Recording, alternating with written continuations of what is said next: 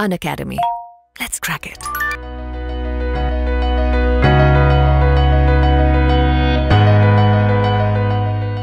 तो मान लीजिए कि आप ये जो पढ़ाई कर रहे हैं 1 घंटे में आपकी स्पीड है कि 15 पेज पढ़ सकते हैं। मतलब एक पेज पढ़ने में आपको समझिए 4 मिनट लगते हैं। तो असल में हमने कितने पेज पढ़ने हैं? मैं बात कर रहा हूँ prelims plus mains plus theory plus current affairs, कुल मिला के सारे पन्ने हम जोड़ लें। अगर ज्योग्राफी में देखें तो मेरे हिसाब से भारत की, विश्व की, physical, prelim plus mains, urbanisation problem remedies, factors affecting location of industry, वो सब करते करते करीब 1100 पेज का तो मटेरियल बनता ही है। एग्रीकल्चर, अब उसमें सिर्फ हम फोकस करें ये गवर्नमेंट स्कीम्स, फिर वो एमएसपी और फूड प्रोसेसिंग इंडस्ट्री, असल में वो इतना बड़ा नहीं, तो 80 पेजेस के आसपास में जो कोर चीज होती है वो हो जाती है। ऑफकोर्स उसके बाहर भी अतरंगी प्रश्न तो आते हैं, जैसे एमसीक्यू हमने प्रीलिम में देखे, लेकिन फिर उनको तो स्किप ही कर देना चाहिए। तो करीब 80 पेजेस गिन के चलो कि उसके हैं। फिर एनवायरमेंट एंड डिजास्टर मैनेजमेंट, वो अराउंड 700 पेजेस। ऑफकोर्स उसके बाहर भी बहुत सारे प्रश्न इधर उधर के अतरंगी नेशनल पार्क्स एंड सेंचुरी के आते हैं, लेकिन फिर भी इतनी तो कोर प्रिपरेशन होनी चाहिए। इकोनॉमी, प्रीलिम्स और मेंस के लिए और थोड़ा निबंध भी कुल मिला के निकाले अराउंड 1200 पेजेस तो बन जाएंगे। पॉलिटी एंड इंटरनेशनल रिलेशन, वो भी 1500 पेजेस या उससे भी ज़्यादा। यहाँ पर मैं बात कर रहा हूँ प्रीलिम्स, उसमें लक्ष्मीकांत गिनो 900 पेज तो वो हो गए। उसके अलावा मेंस पेपर 2 में दूसरी और चीज़ें आती है, कंपेयरिंग कॉन्स्टिट्यूशन और सिविल सोसाइटी और बाकी सब चीज़ें, एंड एडिशनल इंटरनेशनल रिलेशन वगैरह जोड़ो तो 1500 या उससे भी ज़्यादा पेज होंगे। History is very peculiar. ये फ्रीडम स्ट्रगल के नाम पे ही समझिए कि स्पेक्ट्रम की किताबें अराउंड 800 पेजेस। फिर एक मेंस के लिए आपने एक बुक देखनी चाहिए, प्लासी टू पार्टीशन, शेखर बंदोपाध्याय, क्योंकि पिछले 4-5 साल से मेंस के जो स्पेसिफिक थीम्स पूछे जाते हैं वो ऐसा ही लगता है सीधा उसके चैप्टर से उठा के पूछा, तो वो करीब 400 से 600 पेजेस की होगी। प्लस ये एनसीईआरटी देखनी पड़ी 11-12 की, ये जो हमने आगे देखा, थोड़ी तमिलनाडु की कुछ देख के जाए या तो जनरल नॉलेज के लिए, तो अराउंड 1400 पेजेस तो फ्रीडम स्ट्रगल के आसपास ही हो जाते हैं। फिर 150 पन्ने समझो आर्ट एंड कल्चर, वैसे तो नितिन सिंघानिया वगैरह वो भी 1000 पेज की हो जाती है, लेकिन समझो कि उसको छोड़ के आप कुछ पीडीएफ वगैरह इधर उधर से छोटी कंडेंस चीज देख रहे हो। वर्ल्ड हिस्ट्री में भी ऐसा है कुछ, सपोज 150 पेजेस या लेस। पोस्ट इंडिपेंडेंट भी 150 या लेस या उससे भी कम जाए हम लोग की 80 पेजेस के आसपास कुछ उड़ा दिया, तो ये भी कुल मिला के फिर भी बहुत सारे पेजेस हैं। Science technology including e governance, science technology मतलब ऐसा नहीं समझे 6 से 10 से वो न्यूटन का पहला नियम और दूसरा नियम वगैरह, वो तो जल्दी से किसी मैनुअल से 4-5 पेजेस में खत्म किया, लेकिन बाद में जो मुद्दे आते हैं nano technology, space technology, defence, missile, फिर ये ई गवर्नेंस वगैरह, तो around cyber security, public health, उसमें कोरोना का ही नाम ले तो बहुत सारी चीज़ आ जाएंगी, अराउंड 300 पेजेस तो बन जाते हैं। करंट अफेयर्स का मैंने इधर 0 पेज लिखा है, क्यों? मैं उसको कभी अलग देखता ही नहीं। जब मैंने कहा अगर पॉलिटी तो वो इधर गिन लिया, इकोनॉमी तो उसका करंट इधर इसके अंदर एम्बेडेड ही है। एथिक्स की कोई भी अच्छी किताब उठा लो, वैसे अच्छी तो कोई भी नहीं, मतलब जो कम खराब है ऐसी किताब उठा लो तो उसमें भी 800 पेज तो बन ही जाते हैं, और 200 पेज की दूसरे इधर उधर टॉपर के नोट्स पीडीएफ वगैरह ऑनलाइन जो आप डाउनलोड करेंगे तो ये 1000 पन्ने हो गए निबंध के लिए। और फिर मेंस पेपर 1 में वो population issues and women issues और वो सब चीज़ें, अराउंड 800 पेजेस की इग्नू की कुछ बुकलेट्स आप देखेंगे। एनसीईआरटी, पॉलिटिकल साइंस, सोशियोलॉजी 11-12, इधर उधर की कोई 1-2 फिलर किताबें आपने देख ली तो भी वो भी 800। तो मतलब सीसेट की तो मैं बात कर ही नहीं रहा, मैथ्स कॉम्प्रीहेंशन और रीजनिंग की बात नहीं करा, उसके अलावा ही करीब 8500 पेजेस तो इसके बन जाते हैं। अगर आप इसको छोड़ के मतलब समझो 30-30 पेज की समरी पढ़ रहे हो तो अभी जो आपने एमसीक्यू में परफॉर्म किया ऐसे ही सीन बन सकते हैं कि 50-50 एलिमिनेशन भी हमारा अच्छे से होने। फिर हम बात करें ऑप्शनल सब्जेक्ट कोई एक आपने पकड़ा, उसमें 2 पेपर 1 होता है, पेपर 2, अभी कोई भी सपोज ह्यूमैनिटीज के ऑप्शनल पकड़ा है, कुछ कम से कम 2 किताबें तो हर पेपर की पढ़नी पड़ती है, और यूजुअल केस में तो 2 से ही ज़्यादा है, 3, 4, 5 भी हो जाती है हर एक के। उसमें आप समझिए 900 पेजेस के आसपास, तो वो भी 3600 या 4000 पेजेस तो ऑप्शनल सब्जेक्ट के हुए। प्लस ऑप्शनल सब्जेक्ट के आप क्लास नोट कुछ बनाए, कुछ दूसरा मटेरियल, मॉडल आंसर इधर उधर, उसके 900 पेजेस इधर उधर के जोड़ दो तो 4500 पेज का तो आपका ऑप्शनल सब्जेक्ट हो जाएगा। और इतना माल क्यों जोड़ना पड़ता है? क्योंकि द नेचर ऑफ क्वेश्चंस और उसमें जो कंपटीशन करना पड़ता है। हाँ, तो जनरल स्टडीज के समझिए 8500 पेजेस पढ़ने हमने, ऑप्शनल के 4,500 पेजेस पढ़ने हैं, कुल मिला के इन्वेस्टमेंट हमारा है 13,000 पेजेस पढ़ने हैं। 1 घंटे में 15 पेज पढ़ सकते हैं, तो उस हिसाब से 866 घंटे हमको लगेंगे। डेली आपकी कैपेसिटी मान लीजिए हो कि 6 घंटे आप क्वालिटी पढ़ाई कर सकते हैं। बाकी का टाइम भी किताब तो नज़र के सामने होगी, लेकिन दिमाग आपका कहीं और सपने देख रहा होगा कि मैं आईपीएस बन जाऊंगा और फिर कॉलेज वापस जाऊंगा और प्रोफेसर को सबक सिखा दूंगा। तो वो सबको तो हम गिनते ही नहीं। वो 12-15 आवर्स आप बोल सकते हैं, लेकिन क्वालिटी तो 6 या 8 घंटे की पढ़ाई होती। हाँ, तो 866 आवर्स डेली 6 घंटे निकाले तो 150 दिन तो भाई यही पढ़ने में लग जाएंगे, और रिवीजन तो अभी हुआ ही नहीं है, तो फर्स्ट टाइम रीडिंग ही हो रही है। आपको आप में से कुछ लोग अभी जो नए नए आए हैं वो जोश में आ जाएंगे कि नहीं नहीं सर, मैं तो 12 से 15 घंटे पढ़ लूंगा और मैं तो खत्म कर दूंगा जल्दी 100 दिन में। तो टारगेट रियलिस्टिक होने चाहिए। ये 12-15 घंटे कब हो सकते हैं कि आपको प्रीलिम का 1 महीना ही बाकी है, तब प्रेशर होता है, तो 12-15 घंटे रोज कोई पढ़ सकता है। पूरा साल कोई पढ़ सके भाई, इतनी हेल्थ भी अच्छी नहीं होती, इतने मूड स्विंग भी अच्छे नहीं, और 5 से 8 घंटे एकदम क्वालिटी अनडिवाइडेड अटेंशन के साथ कि मेरे दिमाग में और कुछ नहीं चल रहा और मैं ये पढ़ रहा हूँ, वो उतनी ही हो सकती। तो खैर पहले राउंड में तो हमने 150 दिन लगाए, तब ये सब हमारा पढ़ाई खत्म हुई और डेली हमने 6 घंटे पढ़ाई की। फिर आप उसका कम से कम 3 बार तो रिवीजन होना चाहिए। पहली बार रिवीजन करो। अब पहली बार आप रिवीजन करेंगे तो अच्छी बात ये होगी कि जितने भी पेजेस है उसमें 30% कम हो जाएंगे। क्यों? क्योंकि आपने एक बार पढ़ लिया है, आपने पुराने पेपर्स भी देखे यूपीएससी के, तो आपको पता चल जाएगा कि उसमें बहुत सारी चीज़ें ऐसी है जो हमारे लिए परीक्षा में काम की नहीं। तब दूसरी बार जब उसको रिवीजन कर रहे हैं तो जल्दी जल्दी बहुत सारे पन्ने उड़ा सकते हैं। तो अप्रोक्सीमेटली 30% में श्रिंक कर दूं तो मतलब जीएस के अब 6,000 पन्ने, ऑप्शनल के 3,000 पन्ने, तो हमारा इन्वेस्टमेंट हुआ 9,000 पेजेस।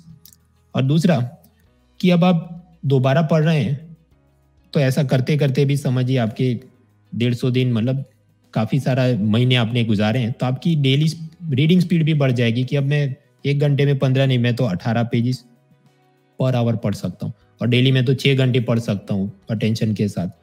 तो भी ये सब करते करते अनदर 70 डेज तो ये रिवीजन में जाएंगे। फिर उसके बाद रियल एग्जाम से पहले एक आध बार रिवीजन होना चाहिए, तो आप सेकंड रिवीजन करें। उस वक्त ये होगा कि ओरिजिनल का 40% उतना श्रिंक हो जाएगा, क्योंकि अभी आपको और ज़्यादा इंसाइट्स आ जाएगी और आपको लगेगा ये तो मुझे पता है, इतना तो मैं वापस देखने की ज़रूरत नहीं वगैरह।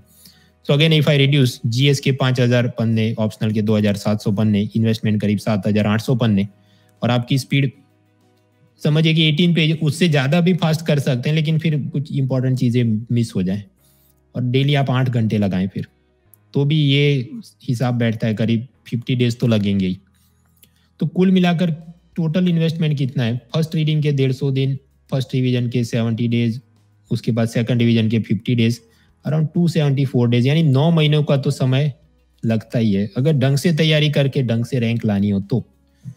वरना अप्लाई तो 8 लाख लोग करते हैं, उसमें से करीब आधे लोग तो हॉल टिकट डाउनलोड करके एग्जाम देने भी नहीं जाते, एग्जाम देने जाते हैं करीब 4.5 लाख लोग। उसमें से भी यूपीएससी ने तय किया, मान लीजिए 800 लोग को रिक्रूट करना है, तो उसके 13 गुना ज़्यादा, मतलब करीब 10,000 लोगों को प्रीलिम टू मेंस में पास करेंगे, और वो जितनी फाइनल वैकेंसी है उसके अराउंड 2.5 टाइम्स उतने लोग को इंटरव्यू में बुलाएंगे, 2,000 लोगों को उधर बुलाएंगे। तो ऊपर ऊपर से कोई विषय देख लिया और बस मजा आ गया, और ये लक्ष्मीकांत मैंने देखी थी, और अभी हमने जो प्रश्न देखे उसमें आपका 50-50 भी सही से ना हो रहा हो, तो भाई वो सब मजा आ गया, मैंने देख लिया, उससे कोई फर्क नहीं पड़ता। फर्क इस चीज से पड़ता है क्या आप कट ऑफ से ज्यादा मार्क ला सकते हैं कि नहीं। तो नौकरियां कम है, स्पर्धा बहुत ज्यादा, इसको छोड़ के स्टाफ सिलेक्शन बैंक कहीं भी निकालो, उसकी भी अपनी इतनी स्ट्रेस तो रहती है। हाँ, तो coming back to the elephant in the room, प्रश्न क्या था? दिसंबर वीक 4 में हम लोग हैं कि मैंने एक भी पन्ना नहीं पढ़ा यूपीएससी का, तो क्या मैं 6 महीने में ये सब खत्म कर सकता हूँ? भाई ये सब हिसाब लगाने बैठे तो मुश्किल है। तो 2021 की जो तैयारी जो लोग कर रहे हैं उसमें किसके पास फाइटिंग चांस है? अभी जो हमने ये राउंड अप लिया करीब 4-5 एमसीक्यू का, उस हिसाब से अगर मान के चले कि ऐसे लोग जिन्होंने एक पूरा subject, suppose history, geography, polity, एक पूरा सब्जेक्ट कंप्लीट किया है और दूसरा सब्जेक्ट उसमें 40% 50% कुछ वो देख के बैठे दिसंबर में, अभी हम लोग जहाँ पर हैं, तो उनके पास फाइटिंग चांस है। बाकी मतलब कुछ भी नहीं, और फिर ये तो सभी मुझे तो नया ही लगा, ये तो मुझे पता ही नहीं ऐसी कोई किताब या कुछ होता है, तो उन लोगों को मैं सजेस्ट करूंगा, उसमें कोई गलत बात नहीं, हर एक आदमी कभी तो शुरुआत करता है। 2021 में ऐसे लोग कॉलेज की एग्जाम पे फोकस करें, कॉलेज में कम से कम अपना फर्स्ट क्लास आना चाहिए, ऐसा नहीं लास्ट ईयर में, सभी सेमिस्टर में आना चाहिए। क्योंकि कुछ परीक्षाएं ऐसी होती हैं जैसे कैट की एग्जाम, जैसे आरबीआई ऑफिसर की एग्जाम, आगे चले आप यूजीसी नेट वगैरह में, कि वो ऐसा बोलते हैं कि आपके ये मिनिमम इतने पासिंग मार्क होने चाहिए तभी आप अप्लाई कर सकते हैं। तो कॉलेज की परीक्षाओं को नेग्लेक्ट ना करें। और अभी के लिए 2021 में आप कोई नॉन आईएएस एग्जाम की तैयारी करें, स्टाफ सिलेक्शन, बैंक वगैरह वगैरह। आपको लगता होगा कि नहीं मैं तो बस आईएएस ही बनना चाहता हूँ, I wish you all well and I wish you well, लेकिन रियलिटी इज यही भाई कि बहुत सारे लोग होशियार भी होते हैं लेकिन जगह कम है। कम से कम अपना टारगेट क्या होना चाहिए कि मुझे एक ऑफिसर रैंक की जॉब मिलनी चाहिए, मतलब जहाँ पर करीब 50,000 रुपीज मंथली सैलरी हो, तो आराम से आदमी शांति से जी सकता है कम से कम।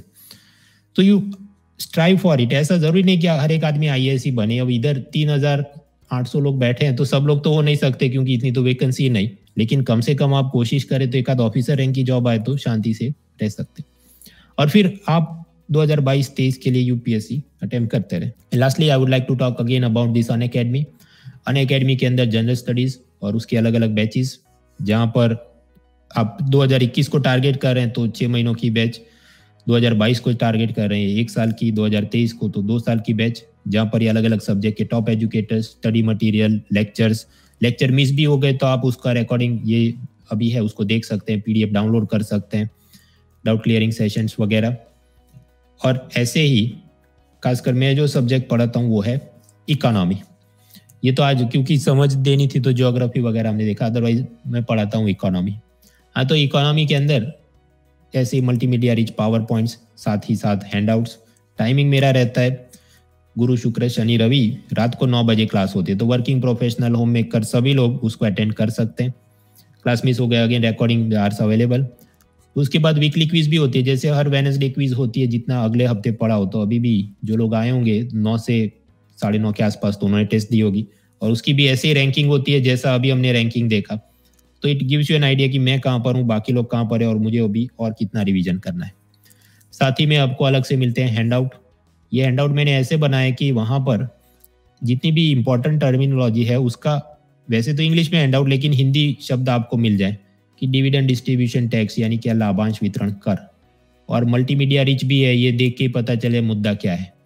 उसके शुरुआत में ऐसे इमोजी भी होते हैं तो और पता चल जाए कि हाँ ये पैटर्न से कुछ चल रहा है, कि नींबू मतलब इनकम टैक्स वाले निचोड़ रहे हैं, और ये आदमी ने हाथ खड़े कर दिया मतलब डायरेक्ट टैक्स होना चाहिए, एंड सो फॉर। वो आप देखेंगे पता चल जाए। रैपिड रिवीजन में काफ़ी मदद मिलती है। और जैसे मैं इकोनॉमी पढ़ाता हूँ, बाकी सभी सब्जेक्ट के अलग अलग टॉप एजुकेटर्स एंड उसकी मदद से पूरा सब्जेक्ट कंप्लीट हो। मान लीजिए आपको एकदम प्योर हिंदी में पढ़ना है तो उसके भी दूसरे एजुकेटर्स हैं और उनके भी अपने अपने ऐसे बैचेस चल रहे हैं, तो वो भी आप एक्सप्लोर कर सकते हैं। मान लीजिए आपको if you want to study pure English, suppose you are from South India और elsewhere, then there are pure English batches as well, जहाँ पर some other educators are teaching it completely in English.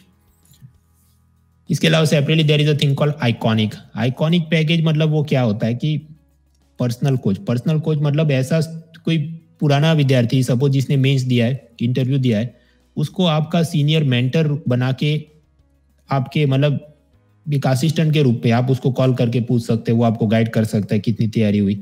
ऐसा आपको personal coach चाहिए तो वो भी होता है जिसको कहा जाता है आइकॉनिक पैकेज। तो वो बेस पैकेज और उसके ऊपर वो प्लस एड ऑन में भी आप सारी चीज़ें, उसमें मेंस आंसर राइटिंग के इवेल्युएशन से लेके सब कुछ होता है। So you can join if you are interested, और चेकआउट के वक्त आप कूपन कोड यूज करें mrunal.org, then you will get extra discount. खैर, तो उस सब नोट के साथ हमने 3 काम आज खत्म किए। एक तो रियलिटी चेक, अपनी तैयारी कितनी हुई, और मैं वैसे खुशी के साथ कहना चाहूँगा कि जितना सबने परफॉर्म किया, काफ़ी सारे लोग एटलीस्ट 40 to 50% तो ऐसे निकलते हैं कि जो सही से तैयारी लाइन टू लाइन चल रही है। आप सबको मेरी बधाइयाँ। डेली मंथली प्लानर देखा, फ्रीक्वेंटली आस्क्ड क्वेश्चंस देखे, आगे भी ऐसे सेशंस होते रहेंगे। So I will end the class here and see you next time.